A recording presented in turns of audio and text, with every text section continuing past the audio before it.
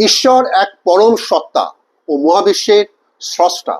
এই পরম সত্তাকে এক বিশেষ গুণের রেফারেন্সে আমরা বিবেচনা করতে পারি। খেলার মাঠে না গিয়ে খেলায় অংশগ্রহণ করা যায়, পূজা মণ্ডপে না গিয়ে পূজা মণ্ডপের উদ্বোধন করা যায়। অর্থাৎ বাস্তবের পাশাপাশি আমরা আরেকটি জগতের উপস্থিতি চিন্তা করতে পারি।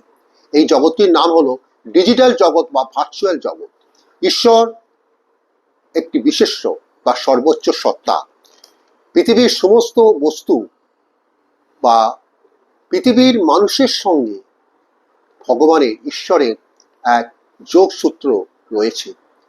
ঈশ্বর এবং মানুষ একই বন্ধনে আবদ্ধ।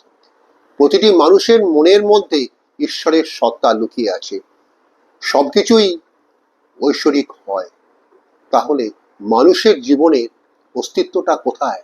মানুষের জীবনের অস্তিত্ব হলো ঈশ্বরের ভাবধারা, অর্থাৎ ঈশ্বরের চিন্তাধারা। কিন্তু অধুনা ঈশ্বরের চিন্তাধারা থেকে মানুষ অনেক দূরে সরে যাচ্ছে।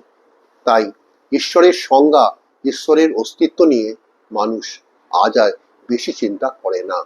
নমস্কার, পরবর্তী পর্যায়ে আমি আরেকটি ভিডিওর কথা চিন্তা করছি।